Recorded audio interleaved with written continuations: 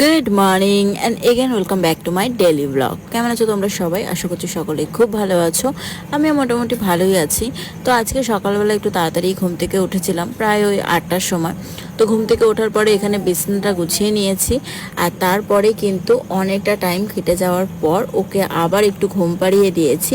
যেহেতু আজকে তাড়াতাড়ি উঠেছি সেই জন্য আবার একটুখানি ঘুমালো। তারপরে আমি এখন চলে আসলাম জামা কাপড় ভিজাতে।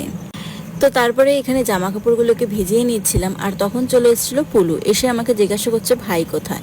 আমি বললাম যে ভাই তো ঘুমাচ্ছে উপরে। তারপরে ও কিন্তু আবার চলে গেল। যাই হোক, জামা কাপড়গুলোকে এখন ভিজিয়ে নেব, তারপরে ও যখন উঠবে তখন ওকে পাশে দাঁড় করিয়ে জামা কাপড়গুলোকে ধুয়ে নেব। কিছু মানুষ আছে যারা সব সময়ের জন্য বলে থাকে যে মায়েদের কোনো কাজই থাকে না, মায়েরা তো শুধু শুয়ে বসে খায়।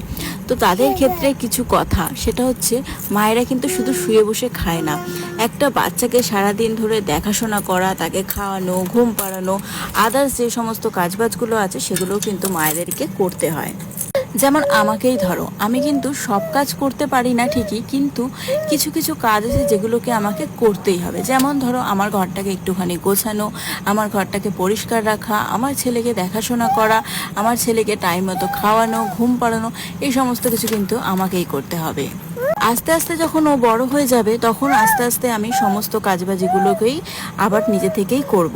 বাট এমন তো নয় যে আমি সারাদিন বসে থাকি বা সারাদিন বসে বসে খাই, আমার কিন্তু অনেক কাজ থাকে। তারপর এখানে এখন বাজে প্রায় 1:30, আর ওকে আমি এখন ভাত খাওয়াচ্ছি, কিন্তু ও তো ভাত খেতে চাই না। ওকে জোর জবরদস্তি করে একটুখানি ভাত খাওয়ানোর চেষ্টা করি, আর ও একটুখানি জলটা বেশি খাওয়ায়। আমরা কিন্তু সকলেই জানি আমাদের জলটা একটু বেশি করে খাওয়া উচিত, কিন্তু ও ভাত খাওয়ার সময় প্রচুর জল খেয়ে ফেলে। আর আমার ছেলে তো দায়িত্ব নিয়েই নিয়েছে, আমাকে তো ভিডিও এডিট করতে দেবেই না। যেখানেই বসে আমি ভিডিও এডিট করি না কেন, চলে যায় আমার পিছনে গিয়ে বক বক শুরু করে দেয়। যাই হোক, এখানে আমার স্নান করা কমপ্লিট, এখন আমি লাঞ্চ করব, আর এখন বাজে প্রায় 2টো। তো আজকে কিন্তু বাবু আবার তাড়াতাড়ি ঘুমিয়ে পড়েছেন।